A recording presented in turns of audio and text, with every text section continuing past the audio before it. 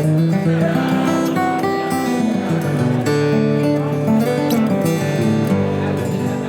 this is Max, your musician's friend. We're here at Winter NAMM 2020, and we're in the Taylor booth, chatting with our friend Andy over here. Yeah, Andy, man. how you doing? I'm holding up okay. Probably a pretty big year for you. What have you been working on? Well, this year we're introducing more instruments into what we call our Builder's Edition collection.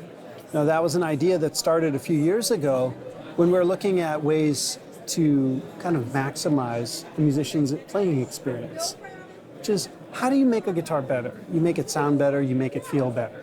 So we want to contribute to that music-making experience. Now, originally we had launched what we call a K14 guitar with this unique beveled cutaway and armrest and these chamfered edges, all based around our V-Class internal architecture. Last year we launched a new type of guitar that launched kind of a new sonic direction for us, which is our Grand Pacific guitars. You know, it's a bit more of a mature voice in a guitar. And this year we're expanding the narrative into a larger kind of collection, a suite of very distinct guitars. One of them, I suppose the sound of this is a little more familiar to a lot of Taylor players. This one's a 324 Builder's Edition. Now, it's kind of the Taylor sound that you know and love, but with the addition of a hardwood top, which has a natural compression effect on the front edge of the note. So it makes for a real appealing, very usable guitar, whether you're on a stage or playing by yourself or in front of microphones or whatnot. It's a real general purpose, really great acoustic guitar. One of the more interesting aspects of this instrument is with the materials that we're building it with. We're working on all kinds of forestry projects, you know, growing coal in Hawaii and ebony in Africa. But one of the parts that we're expanding into our repertoire is the idea that we could utilize resources all around us. So we're talking about urban forestry. Now, if you imagine any city in the world and mentally delete all the buildings, what you're left with is a lot of trees. Right. But all those trees were put there, propagated, maintained for a reason. You know, they might have been a noise barrier, they might have been for their aesthetic value or the shade or a windbreak or something like that. Rather than just chipping them up and throwing them away or turning them into firewood or something, we want to build like world-class level instruments out of those trees. Because a lot of those trees have value. They have unique qualities that make them perfectly suited for building guitars with. So we've partnered with a company here in California called West Coast Arborist, and they maintain all the city trees throughout every city in California. And so we started working with them, and they're a very forward-thinking company and looking and recognizing the same value that we do. And, well, why not these trees? Why not this? We could make something of value here. So the back and sides of this guitar are made from a species of wood known as Shamel Ash. We call it urban ash. Physical characteristics are perfect for making a guitar with. The size of the trees, the density, the weight, the sound propagation, the absorption, everything is in that just right zone for building a guitar. And yet, in this case, it's bringing an entirely new forestry model into the store. How do you guys identify the right trees? I mean, it's not like you're walking into a big forest. Yeah. How do you do it? Yeah, it's a little tricky, but that was one of the real forward-thinking aspects of West Coast Arborist, is they're looking at every tree in California and learning when it was planted, what maintenance has been done, what kind of health is it in. Has it been infested? In this case, ash borer beetle is one that's been taking a lot of these trees out. Right. But they look at, is there a risk of it doing damage? Is it someday going to pose a problem? And when they identify those trees, you can say, hey, these ones have the right characteristics that you're looking for. Let's take good care of this one as it comes down. Don't mulch it up. Don't cut it up and, right, let it turn into firewood. Handle that tree carefully. So we're working very closely with them, and it's an amazing company that they've built to be able to have that level of infrastructure. From a manufacturing or sourcing standpoint, does it have a different level of expense that you might typically run into, or is it? Yeah, it's relatively early in the process because, honestly, this is one of the first time that like a mass-produced, like a consumer good, some durable good, has been built with timber from this forestry model. So it's been, the last number of years, it's been a work in progress to figure out, how does this work? How does it work to use these resources to replant and expand the urban canopy? So we've been working on it. It's not an easy effort. And so they're throughout California. Have you been working in specific areas more than others? San Diego, LA? Yeah, a lot of it is right from here in Southern California, around the LA, Riverside, Inland Empire area, because these trees thrive here, and a lot of them were planted a long time ago. So what that means is, at this point, many of them are oversized or over mature when they're doing more damage. So these trees have been being taken out and replanted with younger juvenile trees. Right. So that was something that we're looking at right now. That's great. Do you mind playing a little for us? Yeah, sure, I'd love to.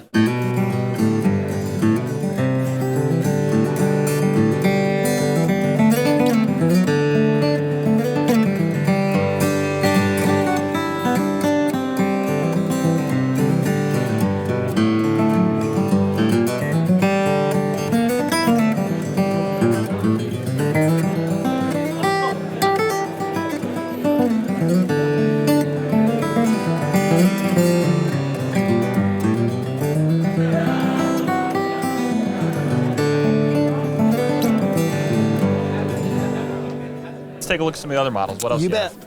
Alongside that 324, I've got a pair of guitars that were built around our smallest body size, the Grand Concert. That's a unique design because it naturally wants to emphasize a different part of the guitar's register as a result of the smaller body. And so in this case, I wanted to build an instrument that had an ultra-fast transient response, super articulate, and really quick to play. So on one hand, it's kind of like your electric guitar player's acoustic guitar. Right. Super balanced. Every note you play on it has a very uniform, vibrant balance to it, which also makes it like the perfect fingerstyle guitar, or for anybody who's got a very complex style. So this guitar, it's built with East Indian rosewood and Lutz spruce, with the beveled cutaway that we've adopted, the armrest, the chamfered edges, and silent satin finish and whatnot. Super vibrant.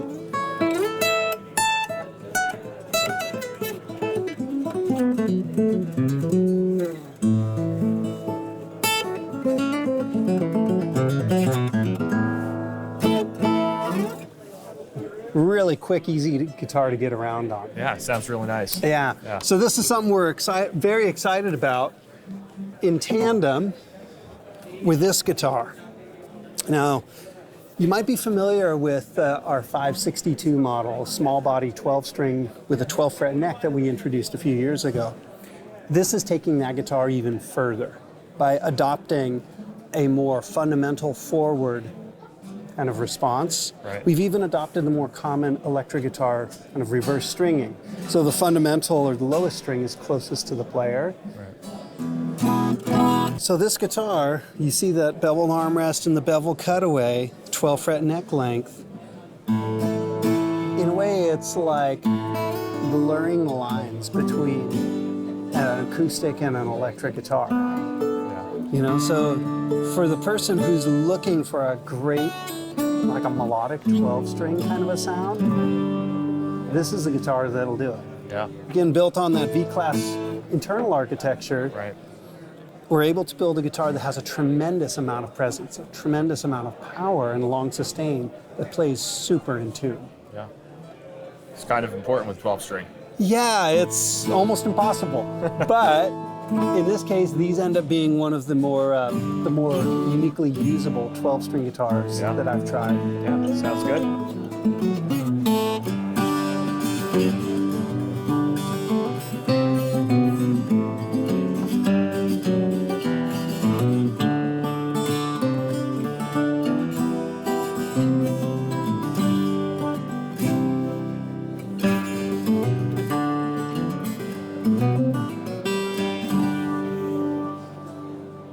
Beautiful.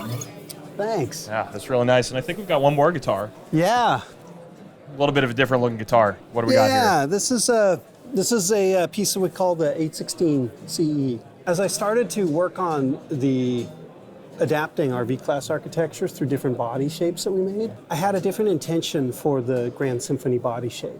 I wanted it to be, in a way, a little more like its namesake. I wanted it to feel like a symphonic instrument or something that's a little more orchestral. Now, I had kind of a checklist of different things that we could use to try and encourage that. And one of them was that I knew I wanted a guitar with two ports, two apertures. So I knew I wanted a second sound hole that had to be elliptical, and I wanted it to have a certain angular relationship with the sound hole.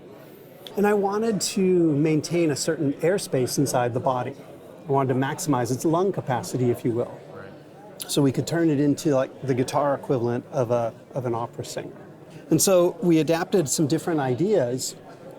Now this is it's like a kind of a partial cutaway. It's meant to look a little like a Florentine. I know a couple of different makers have adapted a cutaway like this, but in this case, it was done both to preserve the airspace inside the body, as well as give me an angular located surface to put this second sound hole on.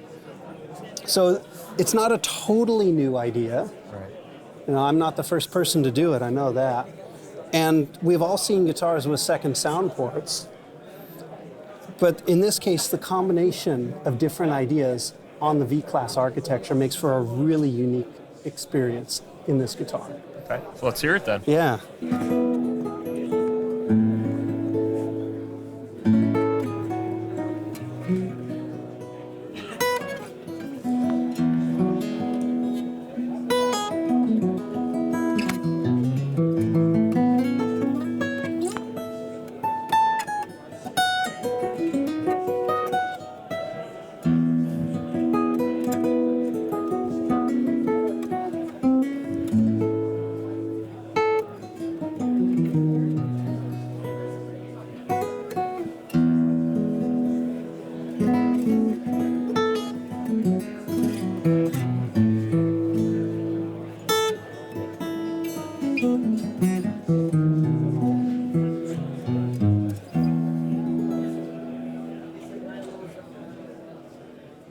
Well, if you want to learn more about these new Builder's Edition guitars or anything else from the Taylor line, head to musiciansfriend.com.